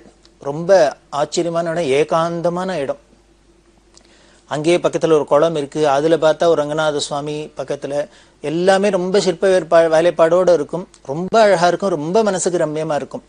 அப்படி இருக்கிற இடத்துல நாங்கள்லாம் ஒரு ரத யாத்திரை பண்ணினோம். அதாவது 1978 வருஷம் பெரியவா போனது. அதுக்கப்புறம் 25 வருஷத்துக்கு மேல ஆயிடுத்து. அந்த 25 வருஷத்துக்கு அப்புறமும் பெரியவாளை அந்த ஊர் ஜனங்கள்லாம் ஞாபகம் வச்சுருக்காளா அப்படின்னு தெரிஞ்சுக்கணும்னு ஒரு ஆசை வந்தது. பெரியவாளோட இந்த யாத்திரையில கூட போனவர் மேட்டூர் ராஜகோபால் அப்படின்னு சொல்லக்கூடியவர், மேட்டூர் சுவாமிகள் அப்படின்னு சொல்றது. அவர் டைரியெல்லாம் எழுதி வச்சிருந்தார்.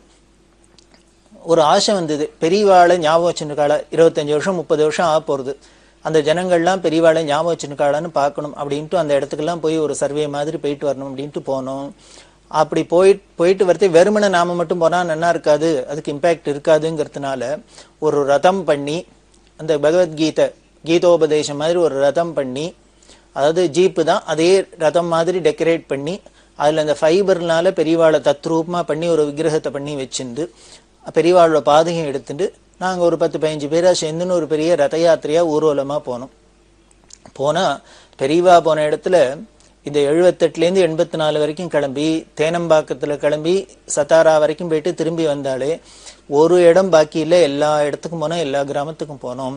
ஆனா போனா ஒரு ஆச்சரியம் என்ன அப்படின்னா, பெரியவா 78ல 25 வருஷம் 30 வருஷத்துக்கு முன்னால பேருக்கிறதே கூட அவளுக்கு எவ்வளவு உபச்சாரம் இருந்திருக்குமோ தெரியாது.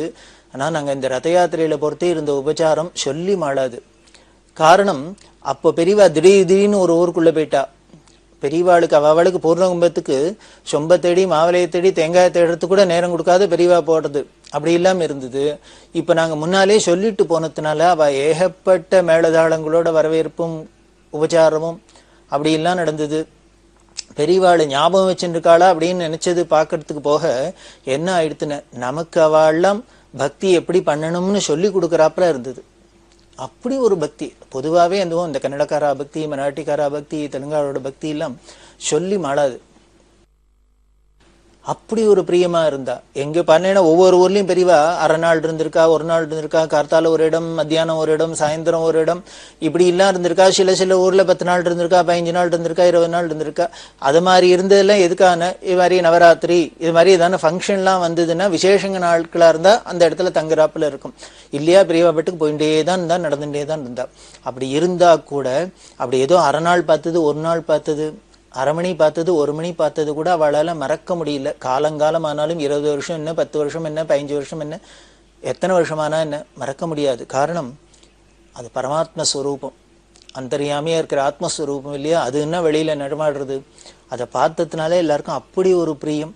அந்த பிரியம் எப்படி இருந்தது பெரியவாளை இந்த ரத யாத்திரை போறதையும் இவ்வளவு பிரியமா இருந்தா, இவ்வளவு பக்தியா இருந்தாலே அப்படின்னா, நேர பெரியவாளை பார்க்கறதே, பெரியவா பேருக்கிறது எவ்வளவு பக்தி இருந்திருப்பா, எவ்வளவு உபச்சாரம் பண்ணியிருப்பா, எப்படி எல்லாம் உருகியிருப்பா அப்படிங்கிறத பார்த்து ஆச்சரியமா இருந்தது. அப்படி நாங்க இந்த ரத யாத்திரைக்கு பேருக்கிறதே, இந்த ரத யாத்திரையிலையும் ரொம்ப ரசமான சம்பவங்கள்லாம் நடந்திருக்கு. இந்த ரத யாத்திரை அப்படின்னு சொல்றமே வழிய இது பெரியவாளோட ஒரிஜினல் யாத்திரை தான். பெரியவா ஒரு தூரம் திருப்பி போனாக்க எப்படி இருக்குமோ அதே மாதிரியே தான் இருந்தது. அப்படி ஒரு வைபவமா இருந்தது. பெரியவாளோட அனுகிரகத்தினால பெரியவா நடத்தின்னு போனா அப்படிங்கிறதுக்கு சாட்சி. அந்த ரத யாத்திரையிலையும் பல சம்பவங்கள்லாம் நடந்தது. பெரியவா அனுகிரகத்தை வெளிப்படுத்துறாப்புல. இந்த குமாரசாமியில இருக்கிறது எங்க ராத்திரி தங்கியிருந்தோம். எங்களோட பான்ஸ் நாராயணன் ஒரு மாமா, அவத்து மாமி, இன்னும் நாராயணசாமி அவர் சம்சாரம், இது மாதிரி ஸ்திரீகள்லாம் 2-3 பேர் வந்திருந்தா. நாங்கள்லாம் அந்த கோவில்லே பிராகாரத்துல இடம்லாம் இருந்தது, ரூம் இருந்தது, அதுல தங்கிட்டோம். இந்த லேடிஸ் இன்னும் சில பேர்லாம் டாய்லெட் பாத்ரூம்ல ராத்திரி எழுத்துல போவேண்டிருக்கும். அந்த கோவில்லையோ தங்க வேண்டாம் அப்படிங்கிறதுனால பக்கத்துல அந்த கோவில்ல பூஜை பண்றவர் அவ வீடு இருந்தது, நீங்க அங்க வந்து லேடிஸ்லாம் அங்க படுத்துங்கோ அப்படின்னு சொன்னார். இவாள்லாம் போனா கூட 2-3 பேர் வயசான புருஷாள்லாம அங்க போனா. அங்க போனா அந்த வீட்டுல இவாள்லாம் படுத்துக்கிறதே இந்த வீட்டுக்கார சொன்ன, ராத்திரி உங்களுக்கு ஏந்துன்னு டாய்லெட்லாம் போகணும், பாத்ரூம் போகணும்னா எங்களை கூப்பிடுங்கோ,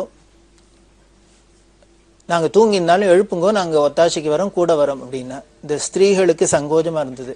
நாம ராத்திரி பாத்ரூம் போறதுக்கு இனிமே வீட்டுல இருக்கிறவாள்லாம் எழுப்புறது, நமக்குன்னா நம்ம பாட்டுக்கு போவோம், பாத்ரூம் போயிட்டு வந்து படத்துக்கு போறோம்.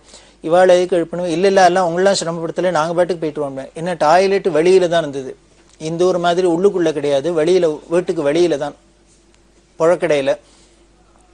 உடனே அவர் சொன்னார், இல்ல இங்க முதல்ல போறதா இருந்தா எல்லா லைட்டையும் போடுங்க, வீட்டுல இருக்கிற லைட் அத்தனையும் போடணும், போட்டுட்டு கொஞ்ச நேரம் கழிச்சுதான் நீங்க கதவை திறந்து வெளியில போகணும் அப்படின்னார்.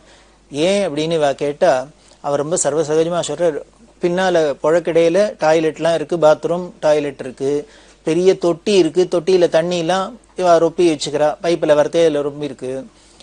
அந்த வீட்டுக்காரர் சொன்னார், அந்த கோவில்ல பூஜை பண்ற, இல்ல நீங்க வீட்டுல இருக்கிற எல்லா லைட்டையும் போட்டுட்டு கொஞ்ச நேரம் கழிச்சு கதவை திறந்துன்னு போங்கோ. ஏன்னா ராவேளையில இந்த சிறுத்தை புலி ஏதானும் வந்து தண்ணி குடிக்கிறதுக்கு எல்லாம் வரும், அது வந்து தண்ணி இன்னி குடிச்சுட்டு இருக்கும். அதனால நீங்க லைட்டை போட்டோன்னே கொஞ்ச நேரம் கழிச்சு லைட்டை போட்டேன்னா அது அந்தன போயிடும், அதுக்கப்புறம் நீங்க போகலாம் அப்படின்னா. இதை கேட்டோன்னு இந்த லேடிஸ்க்கெல்லாம் அவ்வளவுதான். அதுக்கப்புறம் இவ எழுந்துட்டு பாத்ரூமா போவா, நடுங்கி போயிட்டா. இன்னும் சர்வ சகஜமா சொல்றார். சாதாரண ஒரு மரக்கதவு தான் வீட்டுக்கு போட்டிருக்கு, பின்னால புழக்கடையில ரொப்பி வச்சிருக்கிற தண்ணி ராவேளையில சிறுத்தை குடிக்கும், புலி குடிக்கும் அப்படின்னு ரொம்ப சர்வசகஜமா சொல்றார். சர்வசகஜமா சொல்லிட்டு அதை பத்தி ஒரு என்னமோ வீட்டுல ஏதோ நாய் வராப்புல பூனை வராப்புல அவ பேசுறத பார்த்தா இவாளுக்கெல்லாம் ஆச்சரியம் என்ன இப்படி சொல்ற அப்படின்னு. இப்படி சொல்றேன்னு என்ன, இங்கே இதான் தினம் நடந்துன்னு இருக்கிறது. இதான் நீங்க வேணா புதுசா ஏதோ புலி சிங்கத்தெல்லாம் ஏதோ போய் ஜூல பாக்குறேன், நாங்கள்லாம் சாதாரணமா சர்வசாதாரணமா பார்த்துட்டு இருக்கோம். ராத்திரியில அது பாட்டுக்கு நடமாட்டோம், நம்மள ஒண்ணும் பண்ணாது அப்படின்னு. இவாளுக்கு நிஜமாவே பயந்து போயிட்டா. பெரியவா சரணம். இந்நிகழ்ச்சியின் அடுத்த பகுதி நாளை மாலை இதே நேரத்தில் ஒளிபரப்பாகும். பெரியவா சரணம். பெரியவா சரணம். அடுத்த நிகழ்ச்சி திருவாசக இன்னிசை. வழங்குபவர் ஸ்ரீ சத்குருநாத தேசிகர் அவர்கள். பெரியவா சரணம். திருச்சிற்றம்பலம். பிரார்த்தனை 10. கலந்து நின் அடியாரோடு அன்று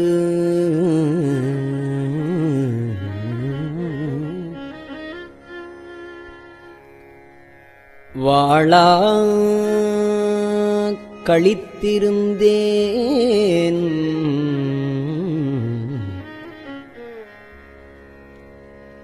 கலந்து நின்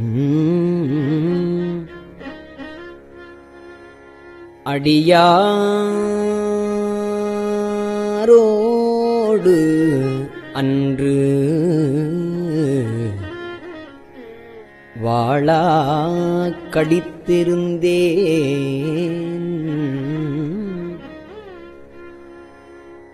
புலந்து போன காலங்கள்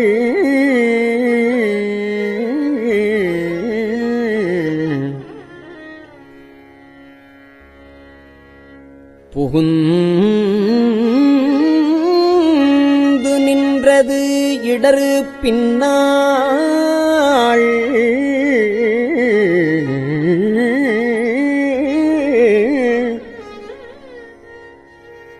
உலர்ந்து போனேன் உடையானே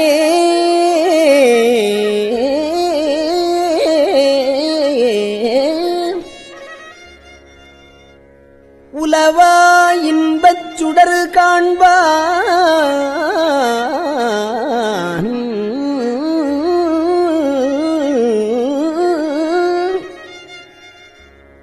அலந்து போனேன் அருள் செய்யாய்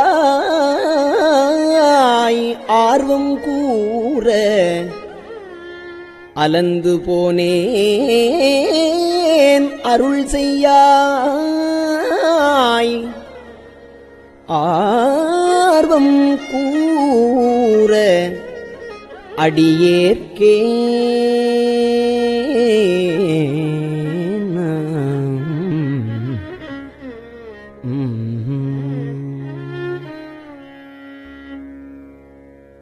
அடியார் சிலர் உன் அருள் பெற்றார் அடியார் சிலர் உன் அருள் பெற்றார் ஆர்வம் கூற யான் அவமே அடியார் சிலர் உன் அருள் பெற்றார் ஆர்வம் கூற யான் அவமே உடையார் பிணத்தின் முடிவின்றி முனிவான் அடியேன் மூக்கின்றேன் கடியேனுடைய கடுவினையை களைந்து உன் கருணை கடல் பொங்க உடையாய் அடியேன் உள்ளத்தே ஓவாதுருக அருளாயே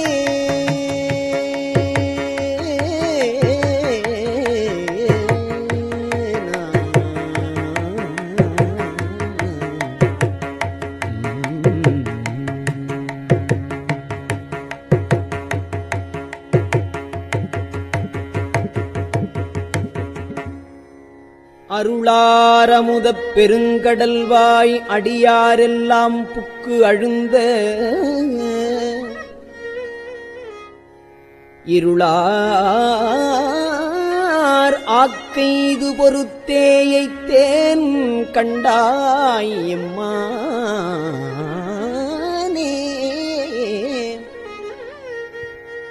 மருளார் மனத்தோர் உன்மத்தன் வருமால் என்று இங்கு எனை கண்டார் பெருளா வண்ணம் மெய்யன்பை உடையாய் பெறனான் வேண்டுமே.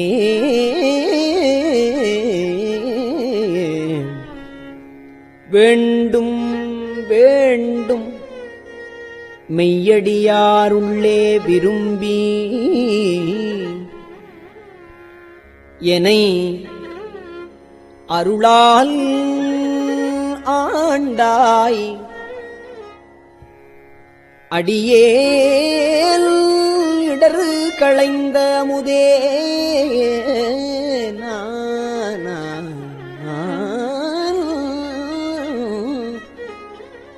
அருமாமணி முத்தே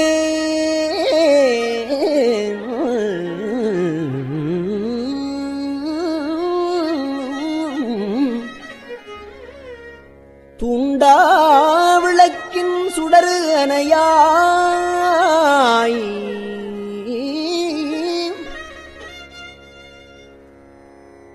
தொண்ட நேர்க்கும் உண்டாம் கொல்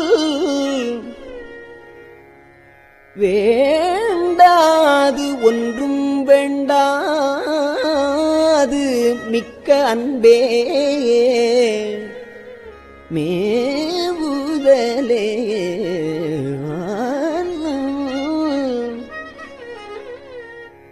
மேவும் உன்றன் அடியாருள் விரும்பியானும் மெய்மையே காவி சேரும் கயற்கண்ணாள் பங்கா உன்றன் கருணையினால் பாவியேற்கும் உண்டாமோ பரமானந்த பழங்கடல் சேர்ந்து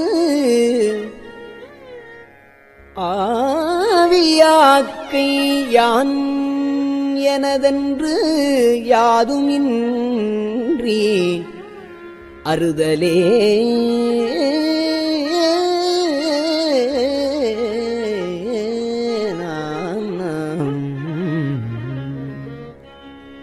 அறவே பெற்றார் நின்னன்பர்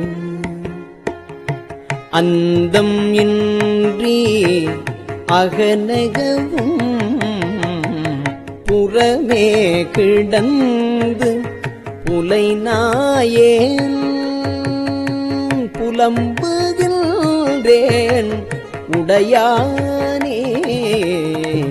பெறவே வேண்டும் மெய்யன்பு பேரா ஒழியா பிரிவில்லா மறவா நினையா அளவிலா மறவா நினையா அளவிலா மாள இன்ப மாகடலே.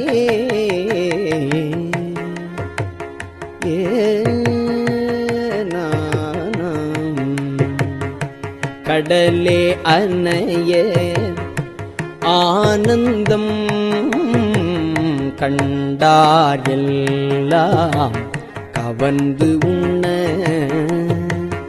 இடரே பெருக்கி ஏசற்று இங்கு இருத்தல் அழகோ அடிநாயேன் உடையாய் நீயே அருளுதி என்று உணர்த்தாது ஒழிந்த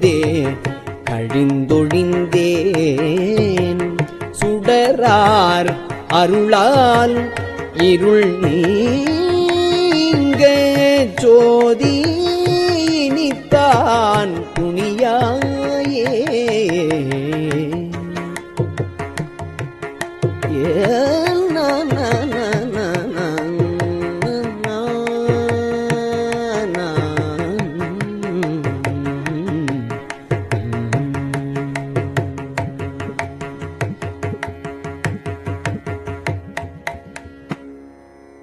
துணியா உருகா அருள் பெருகத் தோன்றும்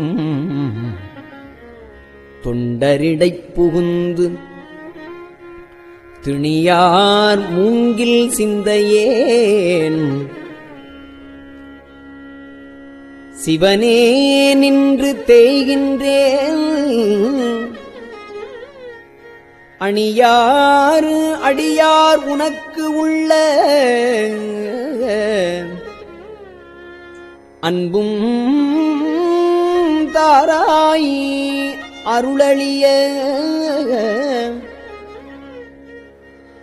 தனியா தொல்லை வந்தருளி தளிரு பொற்பாதம்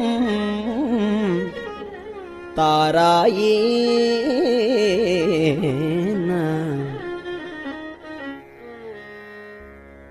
தாரா அருள் ஒன்று இன்றியே தந்தாயென்றும் தமரெல்லாம் தாரா அருள் ஒன்று இன்றியே தந்தாயென்றும் தமரெல்லாம் ஆரா நின்றார் அடியேனும்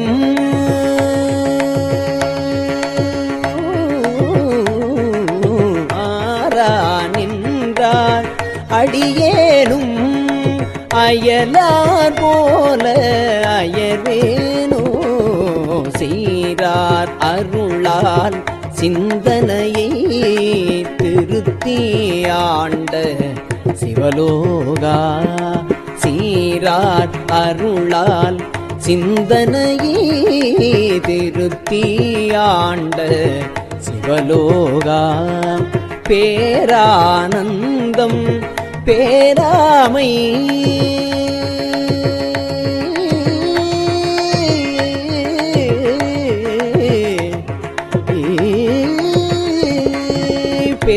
பேரானந்தம் பேராமை வைக்க வேண்டும் பெருமானே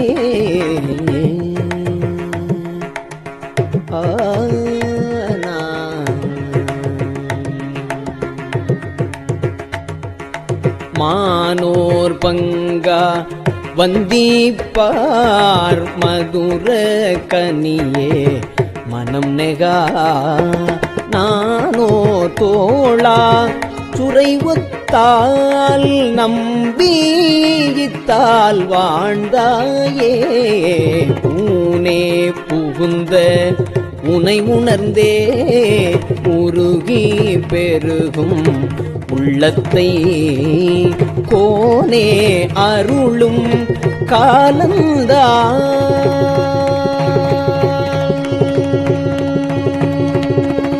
கோனே அருளும் காலந்தான் கொடியேற்கின்றே கூடுவதே கூடி கூடி உன்னடியார் துணிப்பா சிரிப்பா கழிப்பாராய் கூடி கூடி உன்னடியார் துணிப்பார் சிரிப்பார் கழிப்பாராய் வாடி வாடி வழியேற்றே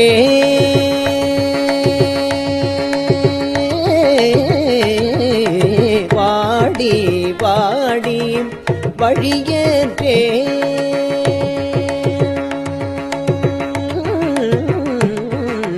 வாடி வாடி வழியேற்றேன் வற்றல் மரம் போல் நிற்பேனோ ஊடி ஊடி உடையாயோடு கலந்து உள்ஊருகி பெருகினக்கு ஆடி ஆடி ஆனந்தம்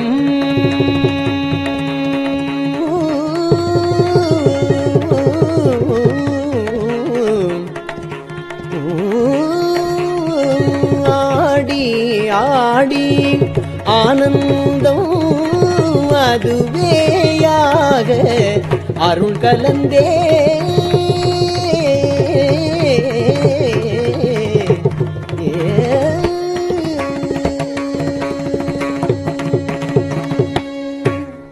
திருச்சிற்றம்பலம்.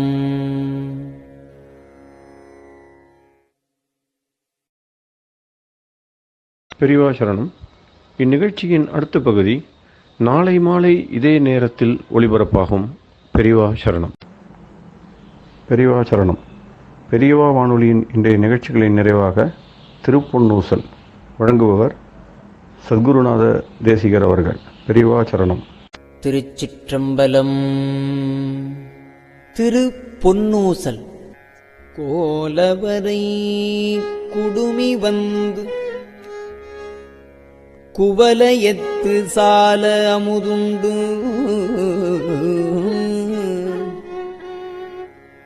தாழ்கடலின் மீதெழுந்து ஞாலம் மிக பரிமேற்கொண்டு நமையாண்டான் சீலம் திகழும் திரு உத்தரகோசமங்கை மாலுக்கு அரியானை வாயார நாம் பாடி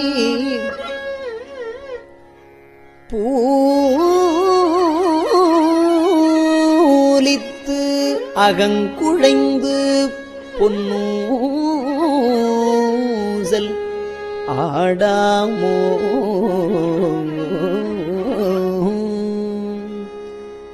திருச்சிற்றம்பலம். கஞ்சிவய காமாட்சி தன் குழந்தாய் சங்கரரே. கஞ்சிவய காமாட்சி தன் குழந்தாய் சங்கரரே. குரு சந்திரசேகரரே உறங்கிடுவீர்களேலோ உறங்கிடுவீர்களேலோ.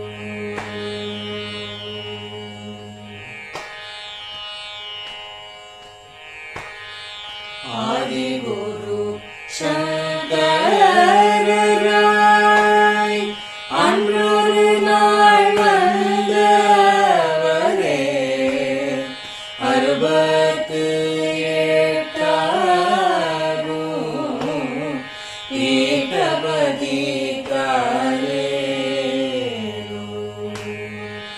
ஏழுலகும் பூப்பவரே காப்பவரே கரப்பவரே. எல்லோர்க்கும் அருள்பவரே உறங்கிடுவீர்களேலோ. அயனுடனே மாலவனோ தேடிய பொற்பதத்தவரே. அருமறைகள் சாற்றும் முயல் மலர்பதமே காலேலோ. முக்தி நிலை எய்திடவே சக்தி தரும் சத்குருவே. முக்தி நிலை எய்திடவே சக்தி தரும் சத்குருவே. நித்தமெங்கள் நாவீசையில் நித்திரை கொள்தாளேலோ. நித்தமெங்கள் நாவீசையில் நித்திரை கொள்காளே நித்தமெங்கள் நாவீசையில் நித்திரை கொள்காளே.